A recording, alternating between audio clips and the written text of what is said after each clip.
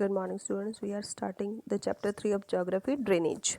Drainage का मतलब होता है रिवर सिस्टम. किसी एरिया में जो रिवर सिस्टम है वो ड्रेनेज कहलाता है उस एरिया का, है ना. फिजिकल मैप में आपने देखा होगा तो नोटिस किया होगा कि जो स्मॉल स्ट्रीम है वो डिफरेंट डायरेक्शन से फ्लो होती हैं और एक मेन रिवर में आकर के फिर आकर के वो क्लोज हो जाती हैं. ठीक है. जो अल्टीमेटली एक लार्ज वाटर बॉडी को बनाते हैं, जैसे लेक है या फिर सी है या फिर ओशन है. ठीक है.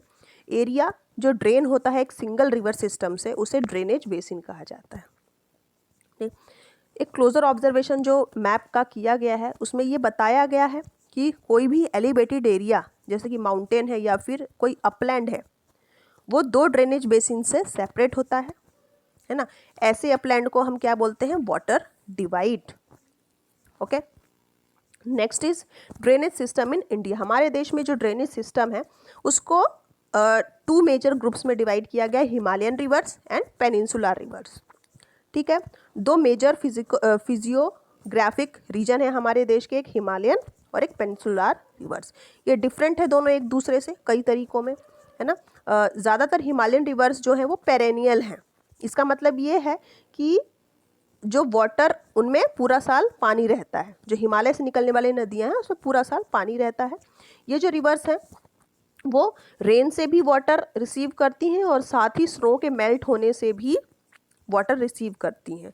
जो दो मेजर हिमालयन रिवर्स हैं इंडस और ब्रह्मपुत्र, जो नॉर्थ के माउंटेन रेंजेस से ओरिजिनेट हुई हैं. ये माउंटेन्स को कट करती हुई गॉर्जेस बनाती हैं. हिमालयन रिवर्स जो हैं उनका बहुत ही लॉन्ग कोर्स होता है और उनके सोर्सेज कई सारे सोर्सेज बन जाते हैं सी तक पहुंचते पहुंचते. ठीक है. ये एक इंटेंसिव इरोजनल एक्टिविटी परफॉर्म करते हैं अपने अपर कोर्स में और बहुत ज़्यादा मात्रा में सिल्ट और सैंड अपने साथ कैरी करते हैं. मिडिल और लोअर कोर्स में ये जो रिवर्स हैं मेंडर्स फॉर्म करते हैं, ऑक्सबो लेक बनाते हैं और भी जो दूसरे डिपोजिशनल फीचर्स हैं ये फ्लड प्लेन्स में उसको कैरी करते हैं और साथ ही वेल डेवलप्ड डेल्टास भी ये फॉर्म करते हैं. ठीक है. बहुत बड़ी संख्या में पेनिनसुलर रिवर्स जो हैं यहाँ पर वो रेनफॉल पर ही डिपेंड है ना. ड्राई सीजन में यहाँ तक कि जो बड़ी बड़ी रिवर्स हैं उनका भी वाटर फ्लो रिड्यूस हो जाता है और उनके चैनल में जो पानी है वो कम हो जाता है ना. पेनिनसुलर रिवर्स जो हैं यहाँ पर इनके शॉर्टर कोर्स होते हैं और as compare to their Himalayan counterparts, है ना. हिमालय के पास की जो नदियाँ होती हैं उनसे अगर हिमालय वाली जो नदियाँ, हिमालय से ओरिजिनेट होने वाली जो रिवर हैं उनसे अगर तुलना करें, उनसे अगर कंपेयर करें तो पेनिनसुलर रिवर्स जो हैं इनका जो फॉल है वो शॉर्ट होता है और इनके कोर्सेज जो हैं फ्लोइंग कोर्सेज हैं वो कम होते हैं. हालांकि कुछ उनमें से जो हैं नदियाँ वो सेंट्रल हाईलैंड से ओरिजिनेट होती हैं और वेस्ट की तरफ फ्लो होती हैं. ठीक है. तो ऐसी दो रिवर्स को हम आइडेंटिफाई कर सकते हैं. ज़्यादातर जो रिवर्स हैं जो पेनिनसुलर रीजन से जिनका ओरिजिन हुआ है वो वेस्टर्न घाट में से उनका ओरिजिन होता है और वो बे ऑफ बंगाल की तरफ जाती हैं. ठीक. Now the Himalayan reverse. और हिमालयन रिवर्स और पेनिनसुलर रिवर्स के बारे में अलग अलग पढ़ेंगे. ठीक है. हिमालयन रिवर्स जो हैं वो क्या हैं, इंडस, गंगा और ब्रह्मपुत्र. 3 रिवर्स हैं और ये जो रिवर्स हैं बहुत ही लंबी हैं और एक दूसरे जॉइन होती हैं. कई बड़े बड़े जो ट्रिब्यूटरीज़ हैं इनसे कई बड़ी बड़ी ट्रिब्यूटरीज़ भी जॉइन होती हैं.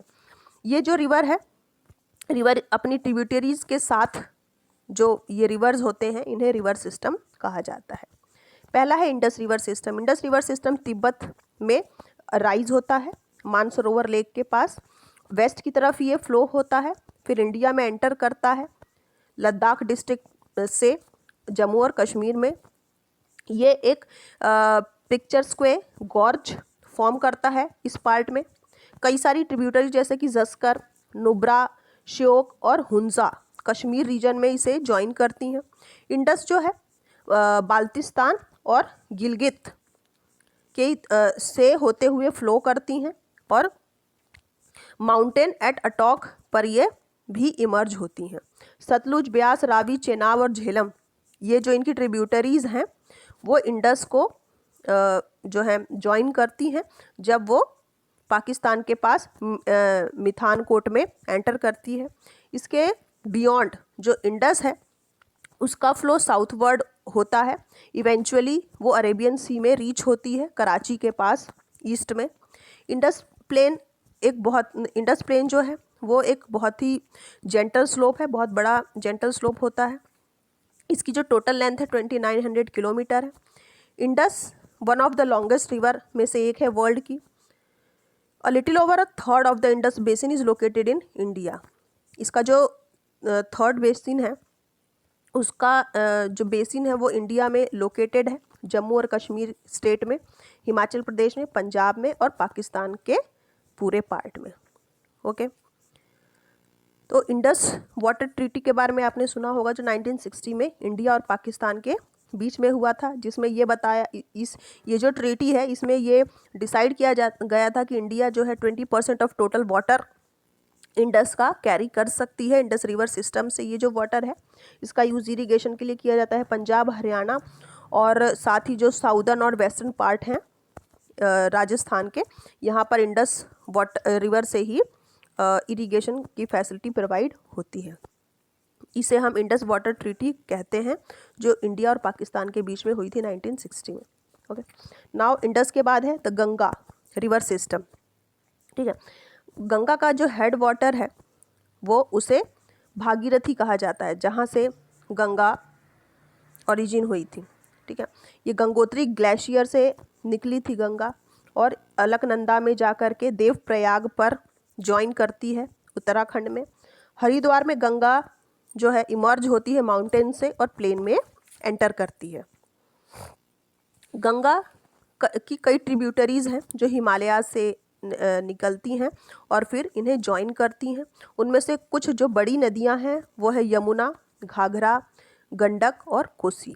यमुना रिवर जो है यमुनोत्री ग्लेशियर से राइज होती है हिमालयाज में ही, और ये गंगा के पैरेलल फ्लो होती है, और इसका जो राइट बैंक है वहाँ पर उसकी ट्रिब्यूटरी से ये मीट होती है इलाहाबाद में गंगा से। द घाघरा, गंडक एंड कोसी ये नेपाल हिमालय से अराइज होती हैं, और ये जो रिवर्स हैं जो नॉर्दर्न प्लेन्स में फ्लड पार्ट बनाती हैं हर साल। इसके कारण बहुत ज़्यादा मात्रा में डैमेज होता है लाइफ का और प्रॉपर्टी का। जहाँ पर सॉइल एनरिच होता है एग्रीकल्चरल यूज़ के लिए। जो मेन ट्रिब्यूटरीज़ हैं जो पेनिनसुलर अपलैंड से आती हैं वो है चंबल, बेतवा और सोन। ये सेमी एरिड एरियाज़ से राइज होती हैं और शॉर्टर कोर्स बनाती हैं, पर अपने साथ बहुत ज़्यादा वाटर कैरी नहीं करती हैं। ठीक है, तो अल्टीमेटली गंगा कहाँ पर ज्वाइन होती है? यहाँ पर दिया गया है फैक्ट में, the Namami Gange programme. Namami Gange programme जो है ये एक इंटीग्रेटेड कंजर्वेशन मिशन है, जिसे फ्लैगशिप प्रोग्राम के तहत अप्रूव किया गया है। यूनियन गवर्नमेंट ने अप्रूव किया है इसे जून 2014 में, जिससे 2 ऑब्जेक्ट अकम्प्लिश किए जाते हैं।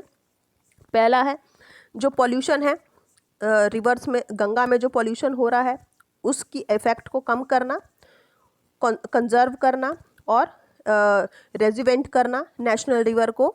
जो नेशनल रिवर हमारी जो गंगा है उसको पहले जैसी स्थिति में लाना।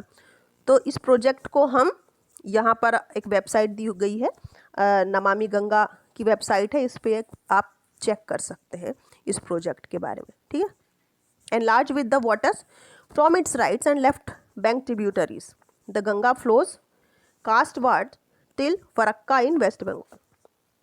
ठीक है, इसके राइट में जो वाटर है बहुत बड़ी मात्रा में पानी इसमें होता है। इनकी लेफ्ट ट्रिब्यूटरीज के बैंक पर गंगा जो है ईस्ट वर्ड में फरक्का से होते हुए वेस्ट बंगाल फरक्का तक जाती है, वेस्ट बंगाल से होते हुए। ये एक नॉर्दर्न मोस्ट पॉइंट है गंगा डेल्टा का। ये जो रिवर है यहाँ पर bifurcates here the Bhagirathi, Hooghly flows southward, Bhagirathi और हुगली जो है साउथ की तरफ फ्लो होती हैं और एक डेल्टाइक प्लेन बनाती हैं बे ऑफ बंगाल में। जो मेन स्ट्रीम है वो साउथवर्ड फ्लो होता है, इसका बांग्लादेश में जाता है और वहाँ पर ब्रह्मपुत्र को ज्वाइन करता है। डाउनस्ट्रीम में होते हुए इसे मेघना कहा जाता है जब ये अपनी डाउनस्ट्रीम में होती है। ये जो माइटी रिवर है, इतना विशाल जो नदी है ये, जिसमें with waters from the Ganga and Brahmaputra, Ganga और ब्रह्मपुत्र से जो वाटर आता है इसमें वो बे ऑफ बंगाल की तरफ फ्लो होता है और डेल्टा यहाँ पर एक फॉर्म करता है जिसे सुंदरबन डेल्टा कहा जाता है। सुंदरबन डेल्टा जो है सुंदरी ट्री के कारण इसका नाम पड़ा है सुंदरबन, जो यहाँ पर बहुत बड़े एरिया में ग्रो होता है ना। ये वर्ल्ड का लार्जेस्ट डेल्टा है और फास्टेस्ट ग्रोइंग डेल्टा है। इसे रॉयल बंगाल टाइगर का होम भी कहा जाता है। ओके, गंगा जो रिवर है उसकी लंबाई लगभग 2500 किलोमीटर है और ड्रेनेज पैटर्न जो फॉर्म करता है गंगा रिवर सिस्टम उसको हम यहाँ मैप में देख सकते हैं। Okay, Ambala is located on the water divide between the Indus and Ganga river system. Ganga और इंडस का वाटर जहाँ पर डिवाइड होता है वो अम्बाला एरिया में, वो वहाँ पर उसके किनारे पर जो एरिया है वो अम्बाला कहलाता है। जो प्लेन्स हैं अम्बाला से होते हुए सुंदरबन की तरफ जो स्ट्रेच हो रहे हैं नियरली 1800 किलोमीटर के हैं, लेकिन इसका जो फॉल है, स्लोप जो है हार्डली 300 मीटर तक ही होगा। दूसरे शब्दों में कहें तो यहाँ पर जो फॉल है वो केवल 1 मीटर का है। हर 6 किलोमीटर के बीच में 1 मीटर का फॉल यहाँ पर है, इसलिए जो रिवर है बहुत बड़े बड़े मेंडर्स भी डेवलप करता है। इसके बाद है ब्रह्मपुत्र रिवर सिस्टम। ब्रह्मपुत्र जो है तिब्बत में अराइज होता है। मानसरोवर का जो ईस्ट है वहाँ पर मानसरोवर लेक के ईस्ट में ये राइज होता है और उसके बहुत ही पास में है और इंडस और सतलुज का सोर्स है। ये स्लाइटली लॉन्गर है इंडस से थोड़ा सा बड़ा है और इसका जो ज़्यादातर जो इसके कोर्सेज हैं वो इंडिया के आउटसाइड में ही हैं। ये ईस्टवर्ड में फ़्लो होता है, हिमालयाज़ के ही पैरेलल में है और नामचा बारवा में पहुंचता है 7757 मीटर लंबा। इसे यहाँ पर यू टर्न मिलता है और इंडिया में अरुणाचल प्रदेश से होते हुए एक गॉर्ज बनाता है। यहाँ पर इसे दिहांग रिवर कहा जाता है और ये दिबांग को ज्वाइन करता है लोहित और भी जो दूसरी ट्रिब्यूटरीज हैं ब्रह्मपुत्र की असम में उन्हें ज्वाइन करता है। ठीक है। तिब्बत में जो रिवर है अपने साथ स्मॉलर वॉल्यूम में वाटर और बहुत कम मात्रा में सिल्ट कैरी करता है और ये जो है कोल्ड और ड्राई एरिया होते हैं। इंडिया में ये हाई रेनफॉल वाले एरिया से ये पास होते हुए जाता है। यहाँ पर ये रिवर जो है बहुत बड़ी संख्या में वाटर कैरी करता है और सिल्ट भी काफ़ी बड़ी अमाउंट में कंसीडर करता है। Brahmaputra has a braided channel in its entire length. इसकी जो लेंथ है ब्रह्मपुत्र की आसाम में पूरी लेंथ में ये एक चैनल बनाता है इसमें और कई सारे जो हैं आइलैंड्स भी यहाँ पर फॉर्म करता है। ठीक है, वर्ल्ड का जो लार्जेस्ट रिवर लाइन आइलैंड है वो ब्रह्मपुत्र ही फॉर्म करता है।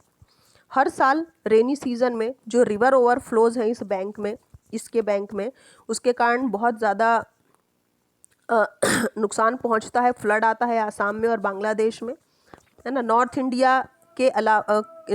इंडियन रिवर्स के अलावा जो ब्रह्मपुत्र है वो ह्यूज डिपॉजिट सिल्ट का बनाता है अपने बेड पर, जिससे रिवर बेड राइज होते हैं। ये जो रिवर है वो चैनल्स को भी फ्रीक्वेंटली अपने शिफ्ट करता रहता है। ठीक है। Now next is peninsular river. तो पेनिनसुलर रिवर हम नेक्स्ट पार्ट में कवर करेंगे। हिमालयन रिवर के बारे में आप पहले अच्छे से पढ़िए और इसको अच्छे से रीड कीजिए। Till then good bye.